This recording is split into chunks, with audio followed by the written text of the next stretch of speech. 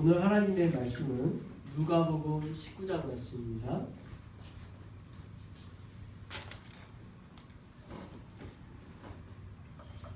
누가복음 19장 1절에서 10절까지의 말씀을 저와 여러분이 한 절씩 교독하도록 하겠습니다. 예수께서 여리고로 들어가시나 가시더라. 삭개오라 이름하는 자가 있으니 세리장이요 또한 부자라. 그가 예수께서 어떠한 사람인가 보고자 하되 키가 작고 사람이 많아 할 수 없어 앞으로 달려가서 보기 위하여 돌 무화과 나무에 일어나니 이는 예수께서 그리로 지나가시게 되미노라.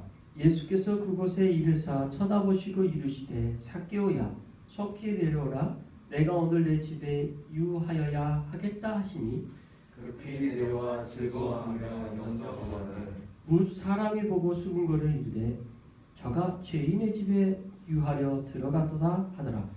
삭개오가 서서 주께 여짜오되 주여 보시옵소서 내 소유의 절반을 가난한 자들에게 주겠사오며 만일 누구의 것을 속여 빼앗은 일이 있으면 내 갑절이나 갚겠나이다. 예수께서 이르시되 오늘 구원이 이 집에 이르렀으니 이 사람도 아브라함의 자손이미로다. 인자가 온 것은 잃어버린 자를 찾아 구원하려 함이니라. 아멘. 할렐루야. 주님의 은혜로 한 주간 잘 보내게 하심에 감사드립니다. 오늘 본문은 삭개오에 대한 본문입니다. 주일학교 아이들도 이 삭개오에 대한 내용은 재밌게 이야기를 들어서 많이 듣게 되고요. 아마 성경에 있는 본문 가운데 우리가 많은 에피소드가 알려져 있는 그런 본문이기도 합니다. 그래서 어쩌면 우리가 오늘 본문에 알고 있다고 하는 생각 때문에 본문이 주어지는 특징, 본문이 말하고자 하는 본래의 의도, 이거를 스토리에 대한 어떤 내용으로 많이 각색이 돼서 본래 말씀의 의도를 모르는 경우가 많습니다. 오늘 짧은 10절 안에 있지만 이 본문 안에 우리가 놓쳤던 것들을 같이 살펴보고자 합니다. 먼저 1절에 이렇게 시작을 하죠. 같이 읽어봅니다. 시작. 예수께서 여리고로 들어가 지나가시더라. 먼저 우리가 1절 기억이 없습니다. 삭개오에 대한 본문에서 여리고로 들어가 지나가셨다. 여기서부터 우리가 여리고라는 어떤 장소의 이미지가 분명히 읽었을 텐데도 불구하고 없어요. 그래서 여리고서부터 우리가 좀 생각을 해볼 필요가 있습니다.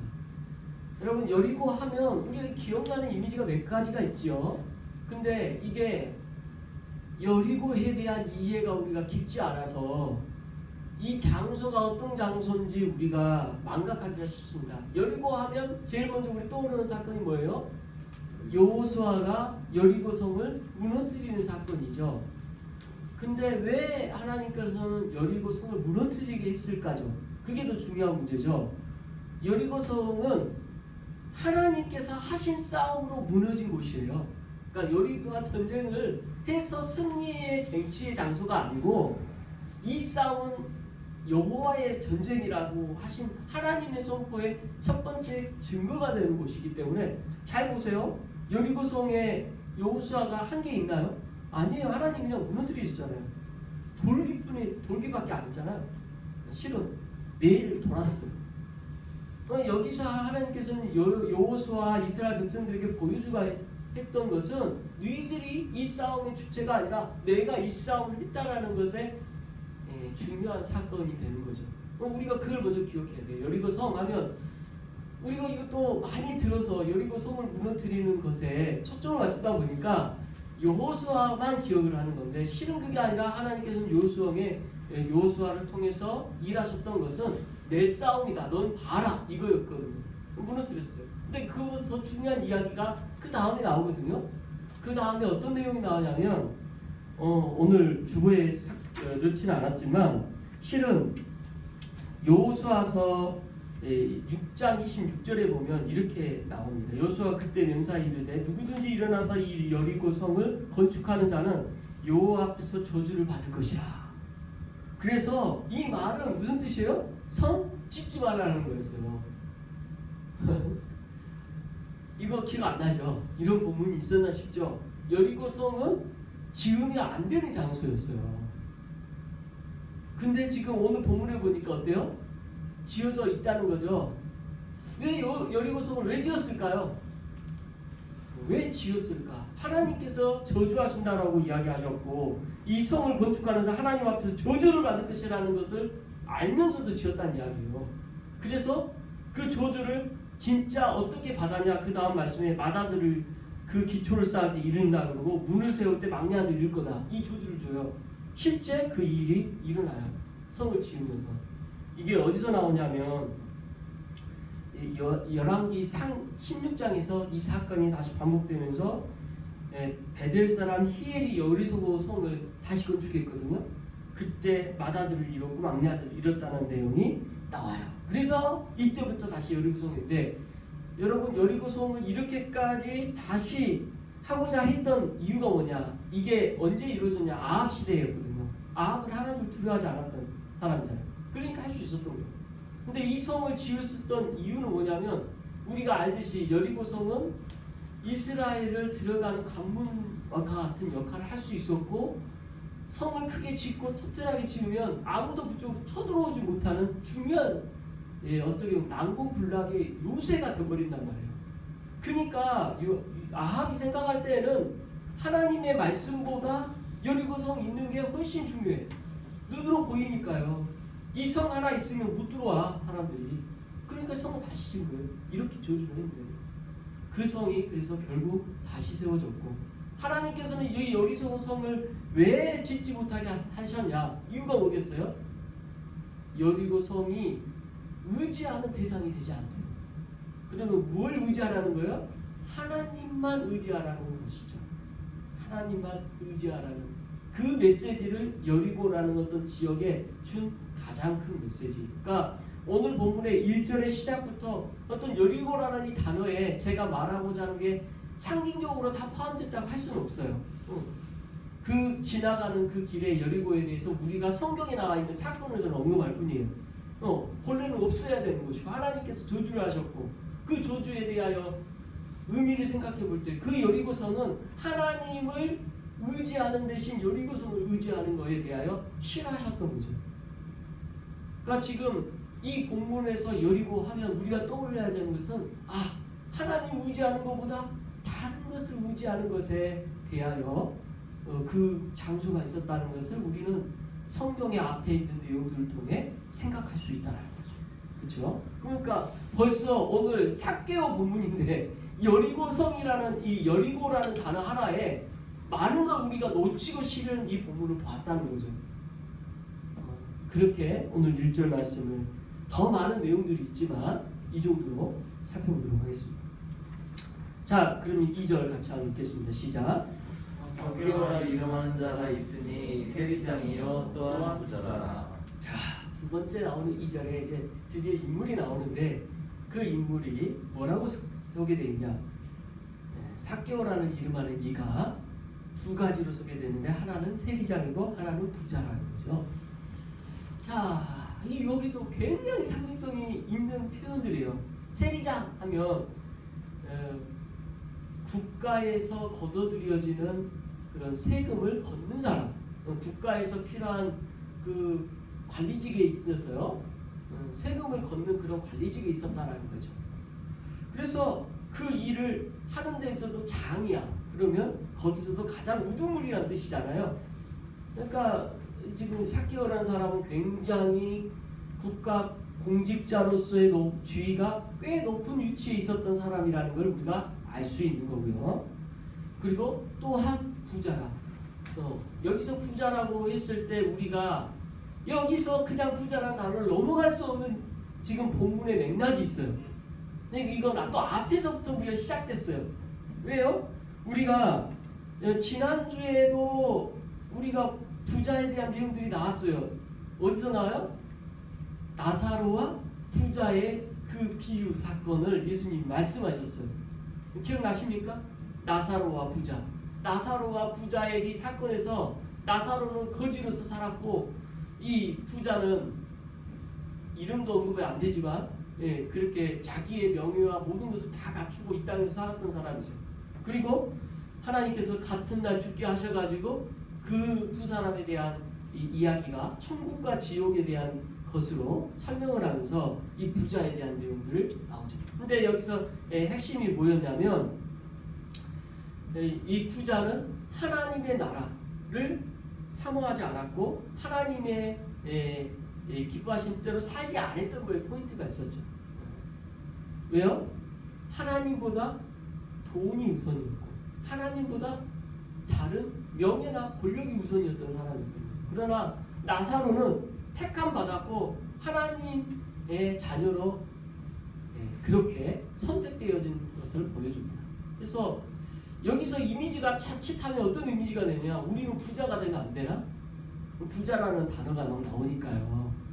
부자가 계속 반복해서 이 부자가 마치 하나님 기뻐하시지 않는 것처럼 보여지는 문맥적 흐름이 있다란 말이에요. 근데 그게 거기에 포인트가 있는 게 아니에요.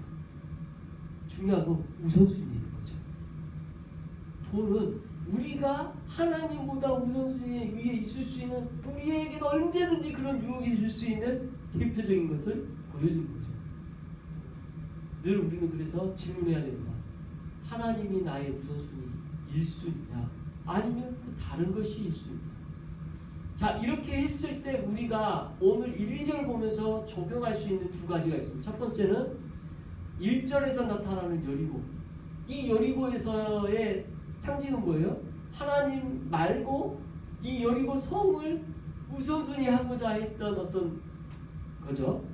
또 2절에서도 세리장이라는 것은 권력을 표현하는 것이고 부자 이것 또한 돈에 대한 물질이 하나님보다 우선순위 될 수 있는 것에 놓여져 있는 거예요. 그래서 지금 오늘 본문의 1, 2절에 제가 이 본문을 볼 때 하나님보다 우선순위 될 수 있는 것이 총망라돼서 나타나고 있는 그런 본문처럼 보입니다. 그런 조건 안에 살고 있는 사람이 누구예요? 삭개요. 이게 1, 2절에서 우리가 한 번 더 본문을 통해 봐야 된다는 거죠. 삭개오는 단지 그냥 세리장이었고 부자였고 여리고에 살았던 사람이 아니에요. 어떤 하나님보다 우선순위가 되어지지 않은 여러 가지 것들이 많이 여러 가지 끈들이 그의 삶 가운데 놓여져 있다는 것이고 그 안에 살았다는 것이죠. 자, 그러면서 우리 3절 말씀 같이 이어서 보겠습니다. 시작. 그가 예수께서 어떤 사람인가 하여 보고자 하되 키가 작고 사람이 많아 할 수 없어. 여기서 이제 이 삭개오에 대한 외모가 나오죠. 그가 키가 작았다. 우리가 이제 어떤 이 삭개오에 대한 본문을 가지고 연극도 하고 뭐 이렇게 하는 걸 볼 수 있었잖아요. 그래서 삭개오 하면 키가 작은 걸로 묘사할 수밖에 없죠. 여기서 나오니까. 그는 키가 굉장히 작았던 것 같습니다. 왜냐하면 예수님을 보고자 했으나 볼 수 없었는데 키가 작아서 사람들 사이에서 볼 수가 없었어요. 그러니까 얼마나 작았을까. 그리고 그가 볼 수 없었기 때문에 용기를 냈던 사건이 있는데 그게 4절에 나오죠. 자, 같이 읽어봅니다. 시작. 앞으로 달려가서 보기 위하여 돌 무화과 나무에 올라가니 이는 예수께서 그리로 지나가시게 됨이라. 거기서 보았던 것이 뭐냐? 돌 무화과 나무를 봤다라는 거죠. 참 여기서 표현도 이게 상세하게 나오는데 돌 무화과 나무, 그냥 무화과 나무도 해도 되는데 돌 무화과 나무. 여기서 돌은 무슨 뜻이에요? 맛없는 제대로 열매가 열렸는데도 먹을 수 있는 열매가 아니고 굉장히 못생기고 맛이 없고 뭐 이런 그 돌이라고 표현하잖아요. 근데 우리가 그 예수님이 나무의 어떤 비유를 할 때 우리를 어떤 존재로 비유해요? 접붙임 받은 존재로 표현하죠. 우리는 본래 어떤 존재예요? 돌이 붙은 존재야. 우리는 절대 좋은 열매를 맺을 수 없는 존재였어. 근데 예수님의 생명의 나무에 접붙임 받으면 우리에게 있어서의 그 가지는 어떤 가지가 돼요? 이제 더 이상 돌이 없는 그냥 무화과 나무가 되는 거예요.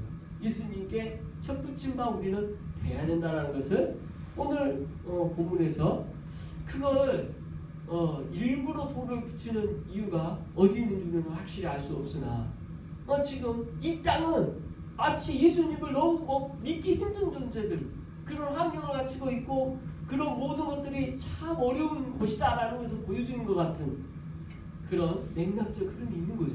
네. 그래서 돌 무화과 나무에 올라갔다 표현합니다. 거기서 예수님이 가시는 걸 드디어 보게 되죠. 이거 상황을 우리가 이렇게 쉽게 이야기를 하지만 다 큰 어른이 나무 위로 올라간다. 그리고 세리장이었고 부자였어. 어떤 사람들의 눈도 의식할 수 있고 또 그 나무 위에 올라가는 사람들은 어떤 사람들이겠어요? 키 작은 어른이 아니라 대부분은 어린아이였을 거란 말이에요. 그러니까 굉장히 치욕스럽고 부끄러운 일을 강행했다고 우리는 보여지는 거죠. 그거 지금 무시하는 거야. 삭개오가 그냥 호기심에 한 게 아니에요. 정말 그러고 싶었던 거죠. 그의 마음의 중심이 여기 있었던 거예요. 좀 부끄러우면 어때? 다른 사람이 나에게 손가락질하면 좀 어때? 이미 손가락질 받고 있었던 사람이죠. 왜요? 세리장이라는 그 직위가 사람들에게 있어서 기분 나쁜 자리거든요. 세금을 걷었던 자리가 좋지 않았기 때문에 그래서 그걸 모든 것을 의식하지 않고 용기를 냈던 거죠. 거기에 예수님께서는 어떤 의미로든 어떤 생각이로든 우리가 다 알 수는 없지만 5절에 이렇게 예수님께서 말씀하십니다. 같이 읽겠습니다. 시작. 예수께서 그곳에 일어나 쳐다보시고 이르시되 삭개오야 속히 내려오라 내가 오늘 내 집에 유하여 하였다 하시니 예수께서 그곳에 이제 이르셔서 삭개오가 있었던 돌 무화과 나무 옆을 지나가셨던 거죠. 그리고 거기서 삭개오를 발견하시고 삭개오야 속히 내려오라 내가 오늘 내 집에서 유하야겠다라고 말씀하십니다. 지금 이 말의 핵심은 뭘까요? 삭개오에게 대접을 받는다는 거고 함께 식사를 한다는 거고 교제를 하겠다는 뜻이고 이 모든 것이 다 포함되어 있는 거죠. 더 넓은 이야기는 뭔지 알아요? 같이 식사를 한다는 것은 이스라엘 민족에게 굉장히 중요한 일이에요. 왜요? 이거는 가족의 의미예요. 가족. 이스라엘에게서 한 번 식사하는 것은 가족이나 할 수 있는 거예요. 그러니까 왕의 식탁에 앉았다 우리가 그렇게 표현하잖아요. 왕의 식탁에 있다는 건 뭐예요? 왕의 가족이 있다는 뜻이에요. 그래서 성경에서 한 번 이렇게 식사를 한다라는 걸 단순히 봐서는 안 돼요. 가족이 됐다는 거예요. 그래서 우리나라 보면은 번역에 권속됐다, 권속이라는 표현 쓰죠. 이런 표현들이 이 한 식구 됐다라는 어떤 개념에 같이 식사를 하는 그것이 가족의 개념으로서의 설명되어진 것이기 때문에 지금 5절에서 예수님이 이 이야기를 한 거에 대한 어떤 사실상 의미는 굉장히 친밀한 의미인 거죠. 그런 친밀한 의미가 10절에서는 인자가 온 것을 잃어버린 자를 찾아 구원하러 오신다. 이 의미의 연결점을 보여주기도 한다는 거죠. 자, 이 이야기에 삭개오가 어떤 반응을 보이는지 6절 7절 나옵니다. 같이 읽겠습니다. 시작. 급히 내려가 즐거워하며 영접하거늘 그 사람이 보고 수군거려 이르되 저가 주인의 집에 유하러 들어가도다 하더라. 야, 지금 이제 삭개오는 급히 내려와 너무 즐겁고 기쁜 마음으로 영접했다. 마침 환대하기 위하여 모든 준비를 이제 하려고 그렇게 접대할 수 있는 준비를 하려고 그렇게 한 거죠. 그런데 이제 사람들이 여기서 말하는 것이 7절에 나와요. 수군거려서 말합니다. 저가 죄인의 집에 유하는데 여기서 죄는 저는 누구예요? 예수님. 예수님이 죄인의 집에 들어가는구나. 그러니까 여기서 이제 반대가 되는 거예요. 어떤 의미가 돼요? 여기서 죄인의 집에 들어간다는 개념은 예수님이 죄인이 된다는 이야기로 봐. 예수님이 왕이면 왕의 집에 초대되어지는 개념도 되는데 이들이 보이기는 예수님보다 죄인된 세리가 더 커 보여요. 완전한 시각의 차이죠. 예수님 반대로 만들었어요. 내가 들어감으로 하면 왕이 초대를 함으로 하나님의 나라가 그 집에 유하고 하나님의 나라가 임하는 그런 일이 되는데 사람들 눈에는 어떻게 보여요? 죄인의 집에 들어가 죄인과 같은 취급을 예수님이 받게 되는구나. 완전히 시각이 다르죠. 오늘 그 7절에서 사람들이 보는 시각이 어떻게 되는지. 근데 잘 7절을 우리 명심해야 될 게 우리 눈도요. 예수님의 눈으로 보는 것보다 어쩌면 7절의 말씀처럼 세상의 눈으로 보는 게 훨씬 자연스러울지도 모릅니다. 세상의 기준과 잣대로 똑같이 보려고 하는 우리의 노력이 우리가 노력하지 않아도 그렇게 될 수 있다는 것을 오늘 7절이 보여주지 않을까. 나는 어떤가? 하나님의 눈으로 보려고 하는가? 아니면 세상의 눈으로 우리가 그 시각에서 그냥 거기에 만족하며 어쩌면 세상 사람의 그 눈초리가 무서워 우리가 죄인의 집에 유한으로 들어가겠다 하는 그런 뉘앙스로도 받아들이지 않을까. 이런 두려움이 똑같이 있었던 사람이 한 명 있었어요. 누구요? 사도 베드로예요. 이방인들의 집에 초청되어서 식사하는 거 두려워했어요. 왜요? 죄인의 집에 들어간다는 이 눈과 시각의 의식 때문에. 사도 베드로가 그게 언제 있어요? 예수님을 인격적으로 만나고 이미 사도로서 활동하면서 그렇게 했어요. 거기에 사도 바울이 대노하며 한참 베드로가 지금 수제자로서 예수님의 수제자로서 더 위에 있지만 사도 바울이 거기서 화를 내잖아요. 왜 그걸 두려워하냐? 하나님께서 하신 건데. 그러니까 이걸 보면서 우리는 사도 베드로도 이룰 수 있다는 걸 보면서 그 생각이에요. 우리는 이 땅 가운데 살 때 하나님의 소속되어진 자녀지만 여전히 우리의 시각은 세상을 향하여 이렇게 타협하며 근심 걱정하며 연약한 가운데 살아가는 모습이 우리의 모습일 수 있겠구나. 여전히 그렇구나. 그걸 인식해야죠. 내 연약함이 있다는 걸 알아야죠. 그리고 때로는 이렇게 죄를 지을 수 있어요. 그럼 그때 어떻게 할까요? 그냥 있는 그대로 나가는 거예요. 이제야 깨닫습니다. 하나님.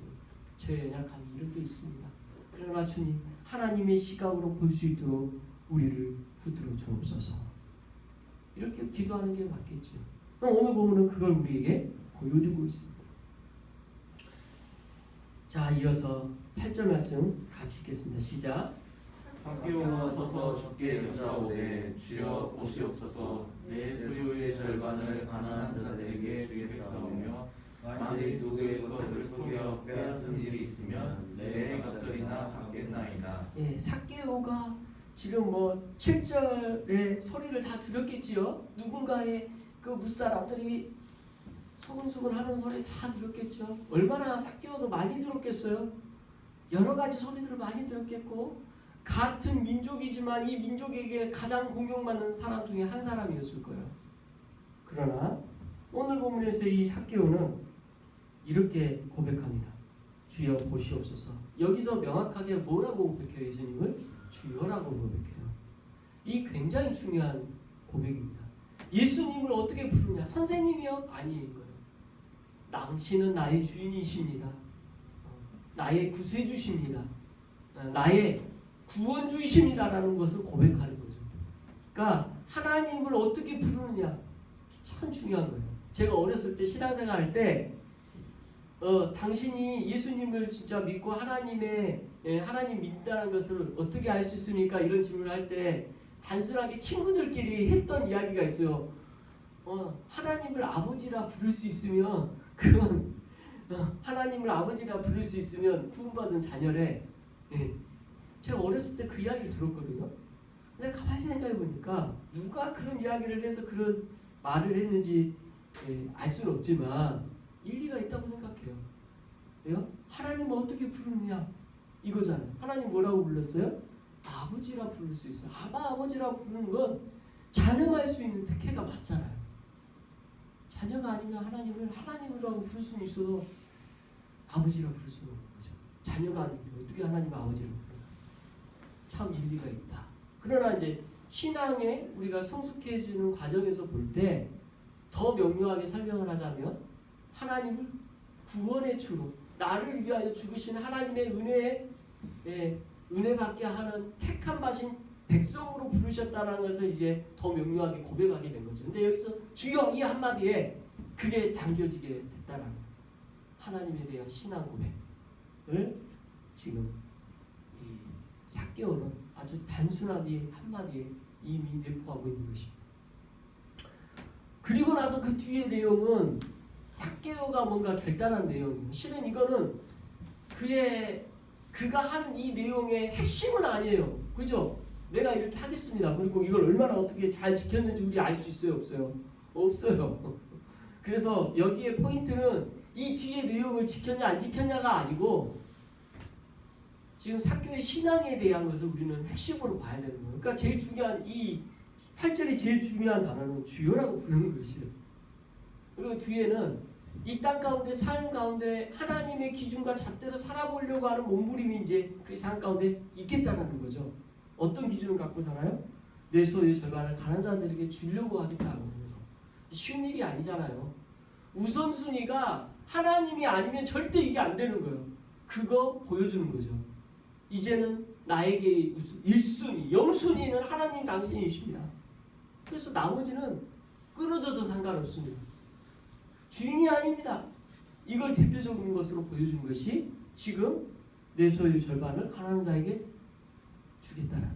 그리고 속여서 빼앗았던 것, 하나님의 말씀에 근거해서 도둑질하거나 다른 사람들에게 갈취했거나 하는 것은 기뻐하시지 않은 걸 알기 때문에 이제 하나님의 법 안에서 하나님 기뻐하신 뜻 안에서 살겠습니다 라는 고백을 한 거죠. 그가 얼마나 완벽하게 지켰는지 성경은 말하지 않아요. 근데 중요한 건 거기에 있지 않다는 거죠. 근데 우리는 막 거기에 초점 맞추고 싶어. 어떻게 살아야 되는지 우리도 그 삶의 문제가 있으니까 핵심은 어디 있어요? 주에 있다는 거. 그리고 그 주님 기뻐하신 대로 살고자 하는 그 삶의 태도와 자세와 노력.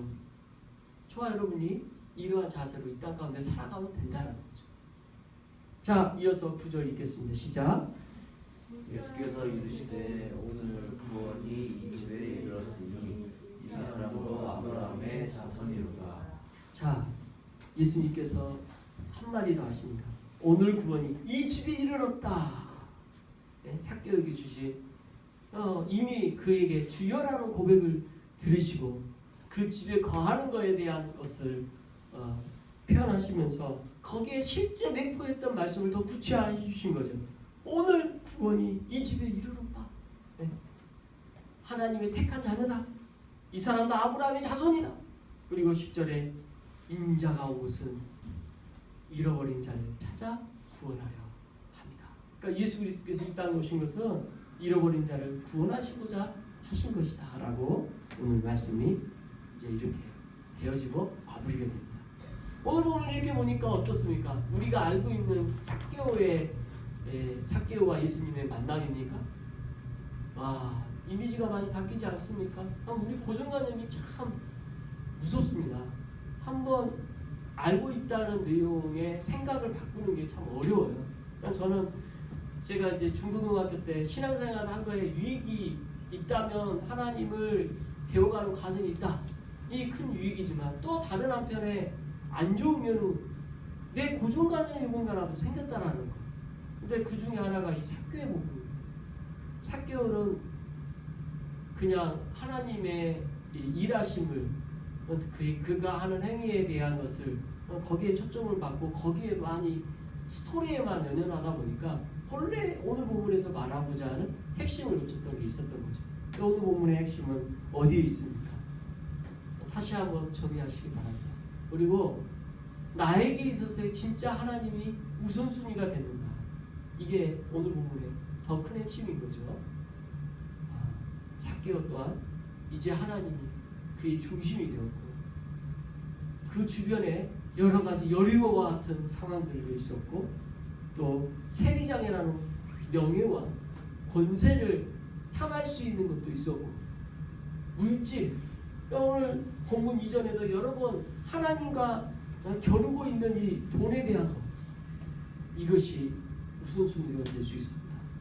이것을 내려놓고 하나님이 1순위 되는, 영순위 되는 은혜가 저와 여러분에게 넘치시길 그리스도의 이름으로 축원합니다. 기도하겠습니다.